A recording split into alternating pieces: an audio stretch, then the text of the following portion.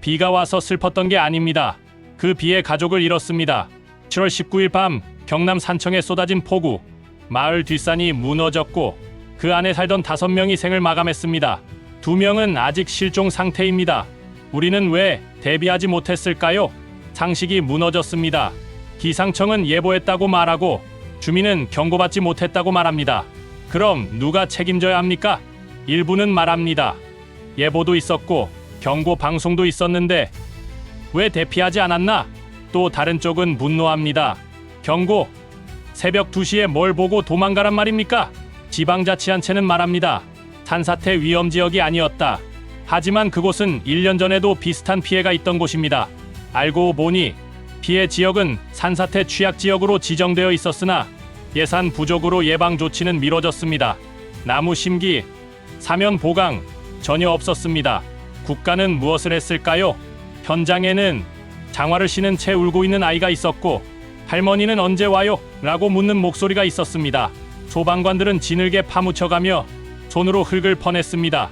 기후가 달라졌다는 건 모두 압니다. 하지만 우리의 대응은 바뀌었나요? 이건 단순히 비가 많이 와서 일어난 사고입니까? 아니면 예고된 참사입니까? 여러분은 어떻게 보시나요? 비가 와서 슬펐던 게 아닙니다. 그 비에 가족을 잃었습니다. 국민의힘이 때 아닌 전한길 폭탄에 흔들리고 있습니다. 극우 성향의 한국사 강사 전한길 씨의 입당을 두고 당은 마치 뜨거운 감자를 손에 쥔 듯 어쩔 줄 몰라 합니다. 출당시키겠다, 문제없다 의견이 부딪히는 가운데 전 씨는 당대표에 출마하겠다며 판을 키우고 있습니다. 언론은 골칫덩이의 등장 정도로 보도하지만 오늘 우리는 한 걸음 더 들어가 보겠습니다. 전한길은 정말 초대받지 않은 손님일까요? 아니면 국민의힘이 애써 외면해 온 집안의 불편한 거울일까요? 첫 번째 숨겨진 진실은 바로 시스템의 역설입니다. 전한길 씨는 어떻게 손쉽게 국민의힘에 들어올 수 있었을까요? 바로 누구에게나 열려있는 온라인 입당 시스템 덕분입니다. 국민의힘은 외연 확장을 위해 문을 활짝 열어뒀습니다. 더 많은 국민과 소통하겠다는 좋은 취지였죠. 하지만 그 문으로 들어온 것은 중도층뿐만이 아니었습니다. 당이 가장 껄끄러워하는 아스팔트 우파의 상징적 인물이었습니다. 결국 당의 열린 문 정책이 스스로를 찌르는 트로이의 목마를 불러들인 셈입니다. 이것은 단순한 해프닝이 아니라 당의 확장 전략이 가진 근본적인 딜레마를 보여주는 사건입니다. 두 번째, 관점의 전환입니다. 많은 언론이 전한길 씨가 당대표 출마 자격이 안 된다고 보도합니다. 3개월 이상 당비 납부라는 당규 때문이죠. 이것으로 논란이 끝날 것처럼 이야기합니다. 정말 그럴까요? 여기서 우리는 2019년 황교안 전 총리의 사례를 기억해야 합니다. 당시 자유한국당 비대위는 똑같은 규정에도 불구하고 황 전 총리에게 예외를 적용해 출마 자격을 줬습니다. 결과는 당대표 당선이었습니다. 결국 당규는 절대적인 철벽이 아니라 지도부의 의지에 따라 얼마든지 열릴 수 있는 고무줄 문이라는 뜻입니다. 진짜 질문은 전한길이 출마할 수 있는가?가 아닙니다. 국민의힘은 과연 그를 외면할 힘이 있는가? 입니다. 그는 당 밖에 있던 수많은 강성 지지층의 목소리를 등에 업고 들어왔기 때문입니다. 마지막으로 여러분께 강력한 질문을 던집니다. 전한길이라는 인물은 국민의힘에게 무엇입니까? 제거해야 할 암세포입니까? 아니면 당의 지지 기반 한 축을 이루는 외면할 수 없는 실체입니까? 국민의힘은 지금 혁신을 외치고 있습니다. 과거와의 단절, 새로운 보수로의 재건을 약속합니다.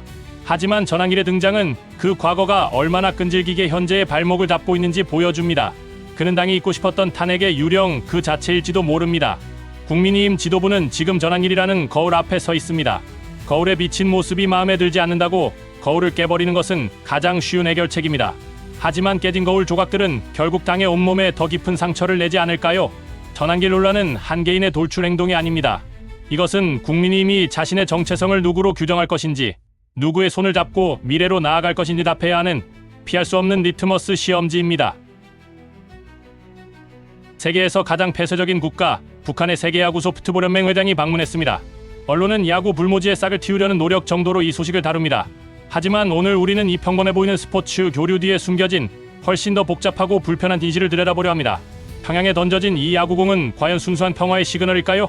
아니면 또 다른 목적을 숨긴 잘 짜인 정치적 쇼의 시작일까요? 먼저 프레임을 완전히 바꿔보겠습니다. 이 사건의 주인공은 야구연맹 회장이 아니라 그를 초대한 북한입니다. 질문을 바꿔야 합니다. 왜 갔는가? 가 아니라 왜 지금 그들을 들여보내 주었는가? 북한에게 스포츠는 단 한 번도 순수한 스포츠였던 적이 없습니다. 2018년 평창 동계올림픽의 미소 외교를 기억하십니까? 얼음 위의 평화로운 모습 뒤에는 핵과 미사일 개발이라는 내놓한 현실이 있었습니다.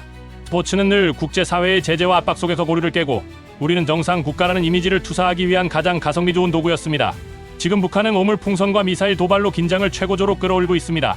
이런 상황에서 야구라는 가장 미국적인 스포츠의 수장을 불러들인 이 역설, 이것은 우연이 아니라 상대의 허를 찌른 북한 특유의 외교 전술, 즉 교란 전술일 가능성이 높습니다.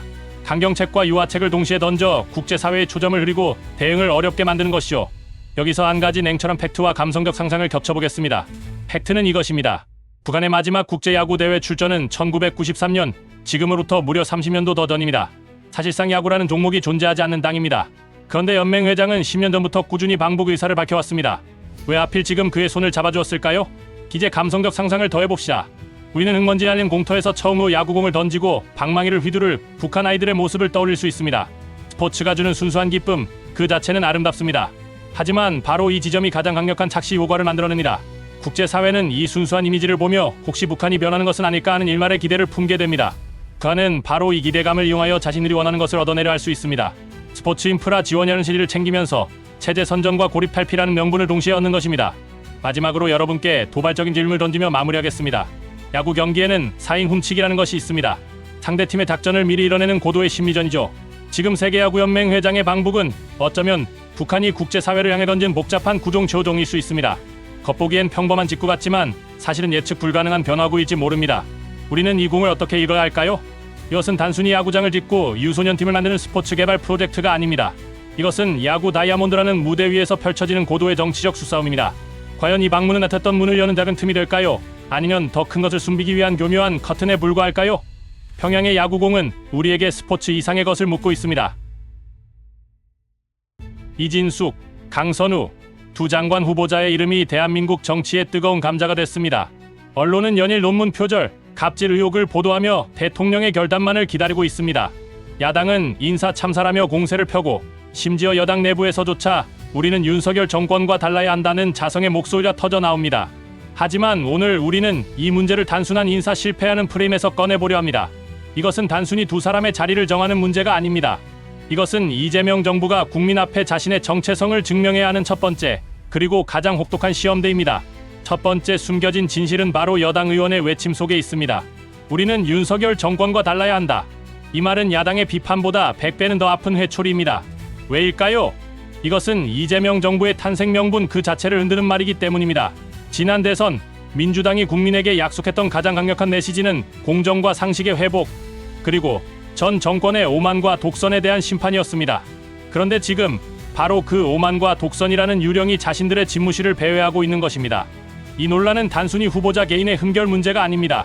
이것은 새 정부가 과거 자신이 비판했던 모습과 얼마나 닮아 있는지를 비추는 불편한 거울입니다. 관점을 바꿔봅시다. 이재명 대통령 앞에는 지금 독이 든 성배가 놓여 있습니다. 어떤 선택을 하든 독을 마셔야 하는 피할 수 없는 딜레마입니다. 첫 번째 독, 임명을 강행하는 선택입니다. 이는 인사 실패를 인정하지 않겠다는 오기의 독입니다. 단기적으로는 리더십의 강단을 보여주는 것처럼 보일 수 있습니다. 하지만 국민의 귀에는 우리가 지명했으니 문제없다는 전 정권의 목소리가 겹쳐 들릴 것입니다. 새로운 대한민국이라는 약속에 비친 바래고 내로남불이라는 치명적인 독이 온몸에 퍼지게 됩니다. 두 번째 독, 지명을 철회하는 선택입니다. 이는 인사 무능을 스스로 인정하는 굴욕의 독입니다. 정권 초반부터 시스템의 허점을 드러내며 리더십에 큰 상처를 입게 됩니다. 지지층은 실망하고 야당에게는 두고두고 공격할 빌미를 주게 됩니다. 결국 이 질문은 임명하느냐 마느냐가 아닙니다. 어떤 독을 마시고 어떻게 살아남을 것인가? 라는 처절한 질문인 셈입니다. 마지막으로 여러분께 이 질문을 던집니다. 정부의 첫 인사는 앞으로 5년 국정 운영의 기준점을 찍는 일입니다. 지금 찍는 이 점이 상식의 기준이 될 것인가? 아니면 불통의 기준이 될 것인가? 국민들은 눈을 부릅뜨고 지켜보고 있습니다. 이재명 대통령은 결국 거울 앞에 서 있습니다. 이 거울은 두 후보자의 얼굴을 비추는 동시에 이재명 정부의 민낯을 비추고 있습니다. 과연 대통령은 이 거울 속에서 국민이 원했던 새로운 대한민국의 얼굴을 볼 것인가? 아니면 자신이 그토록 비판했던 과거의 유령을 마주하게 될 것인가? 이 결정은 단순히 두 장관의 운명을 넘어 새 정부의 운명 자체를 결정하게 될 것입니다. 오늘 국민의힘 당사에 마치 시간을 거스른 듯한 목소리가 울려 퍼졌습니다. 김문수 전 장관, 총통 독재 목숨 걸고 싸우겠다. 그의 출마 선언은 마치 낡은 흑백 영화에서나 들릴 법한 투쟁과 선동의 언어로 가르쳤습니다. 언론은 또 한 명의 당권 주자가 등장했다고 보도합니다. 하지만 오늘 우리는 이 출사표를 단순히 후보 추가로 보지 않겠습니다. 이것은 국민이라는 정당의 심장부에 잠들어 있던 과거의 유령을 소환하는 의식이자 보수의 미래를 건 위험한 도박일 수 있습니다. 첫 번째, 숨겨진 진실을 드러내겠습니다. 김문수 전 장관의 저격수는 과연 누구일까요? 그는 이재명 총통 독재를 외치지만 그의 화살이 겨누는 진짜 관역은 당밖에만 있지 않습니다. 그의 언어는 타협과 중도 확장을 말하는 당내 온건파, 그리고 혁신을 외치는 이들을 향한 선전포고입니다. 진정한 보수는 나다. 당신들은 가짜다. 이것이 그의 선언에 숨겨진 진짜 메시지입니다. 결국 그의 등장은 국민의힘을 이재명 정부와의 전쟁으로 이끄는 동시에 당내 정체성 내전의 방아쇠를 당긴 것입니다. 그는 구원투수를 자처하지만 어쩌면 갈등을 격화시키는 분열의 아이콘일 수 있습니다. 여기서 프레임을 완전히 전환해 보겠습니다. 김문수 전 장관의 출마는 미래를 향한 도전이 아니라 과거로의 회귀를 위한 정치적 타임머신입니다.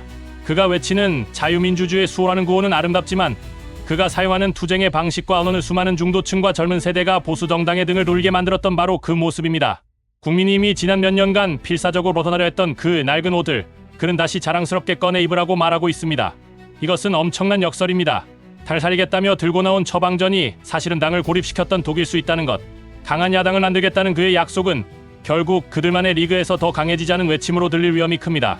이것은 확장이 아닌 순결한 고립으로 가는 길일 수 있습니다. 마지막으로 여러분께 도발적인 질문을 던집니다. 지금 국민의힘은 길을 잃고 헤매는 환자와 같습니다. 이 환자에게 필요한 것은 정밀한 진단과 섬세한 수술입니까? 아니면 모든 것을 불태우는 극약 처방입니까? 김문수라는 이름은 보수 지지층 일부에게는 가슴 뛰는 전사의 귀환일 수 있습니다. 하지만 더 많은 국민에게는 우리가 왜 저들에게 표를 줄 수 없는가를 다시 한번 확인시켜주는 확증이 될지도 모릅니다. 그의 출마 선언은 국민의힘에게 묻고 있습니다. 당신들은 과거의 영광에 취해 함께 침몰할 것인가? 아니면 아픈 과거를 잘라내고 새로운 땅으로 나아갈 것인가? 김문수라는 과거의 유령 앞에서 국민의힘은 자신의 미래를 선택해야 하는 잔인한 시험대에 올랐습니다. 한때 북한 인권을 연구하던 명문대 로스쿨 학장, 트럼프 행정부의 전직 대사, 화려한 이력의 한 한국계 미국인이 지금 대한민국 극우 진영의 아이돌이 됐습니다. 그의 이름 모스탄. 언론은 그의 갑작스러운 변신에 주목하며 어떻게 훌륭한 학자가 저렇게 됐나라고 묻습니다. 하지만 오늘 우리는 그 질문이 틀렸다고 말하려 합니다. 진짜 질문은 그가 왜 변했나가 아니라 왜 그는 선택되었는가? 입니다. 이것은 한 개인의 타락기가 아니라 우리 사회의 신뢰가 무너진 틈을 파고드는 정교하게 수입된 지적 무기에 대한 이야기입니다. 첫 번째, 이 불편한 진실을 직시해야 합니다. 모스탄은 신념가가 아니라 상품입니다. 그것도 아주 잘 팔리는 수입 명품이죠. 국내의 부정선거 음모론은 오랫동안 설득력 있는 얼굴이 없었습니다. 신뢰를 줄 만한 권위, 세련된 논리를 갖춘 인물이 부재했죠. 바로 그 지점에서 모스탄이 등장합니다. 미국 국무부 전직 대사, 리버티대 로스쿨 학장이라는 그의 이력은 음모론이라는 거친 원석을 그럴듯하게 가공하는 보증서 역할을 합니다. 그가 연단에 서는 순간 황당무계한 주장은 전직 미 고위 관료가 제기하는 합리적 의심으로 둔갑합니다. 이것은 단순한 동조가 아닙니다. 국내의 음모론 세력은 그의 권위를 수입함으로써 자신들의 주장에 국제적, 지성적 권위라는 날개를 달아주는 지적 용병수를 구사하고 있는 것입니다. 이제 프레임을 완전히 전환해 보겠습니다. 이 이야기는 한 사람의 변절 스토리가 아니라 신뢰의 바이러스가 어떻게 국경을 넘어 전파되는가에 대한 보고서입니다. 기사는 그가 민경욱 전 의원을 만나 세뇌되었다고 암시합니다. 이것은 중요한 단서입니다. 트럼프 시대에 미국을 휩쓸었던 QAnon 과 대선 불복이라는 바이러스가 이제 국경을 넘어 한국의 정치적 토양에 완벽하게 착륙한 것입니다. 모스탄은 그 바이러스의 슈퍼 전파자 슈퍼 스프레이더이자 바이러스 자체가 변이해 만들어낸 새로운 숙주입니다. 그는 가장 미국적인 음모론을 가장 한국적인 갈등 상황에 접목시키는 완벽한 매개체입니다. 그는 수입된 바이러스에 토착화된 얼굴을 제공함으로써 그 파괴력을 극대화시키고 있습니다. 마지막으로 여러분께 이 도발적인 질문을 던집니다. 사막에서 목마른 자에게는 신기루도 오아시스로 보입니다. 그렇다면 모스탄이 하는 신기루는 과연 누가 만들어낸 것일까요? 그의 등장은 우리 사회의 신뢰 사막화가 얼마나 심각한지를 보여준 가장 명백한 증거입니다. 합리적 토론이 사라지고 사실과 거짓의 경계가 무너진 땅에서 사람들은 자신의 믿음을 확인해줄 가짜 오아시스를 필사적으로 찾아 헤맵니다. 모스탄은 바로 그 갈증을 파고든 것입니다. 그렇다면 진짜 문제는 모스탄이라는 개인일까요? 아니면 그를 아이돌로 만들고 그의 말을 진실이라 믿고 싶어하는 우리 사회의 깊은 병일까요? 모스탄은 질병 그 자체가 아닐지도 모릅니다. 그는 우리 사회의 면역체계가 완전히 무너졌음을 알리는 가장 고통스러운 증상일 뿐입니다.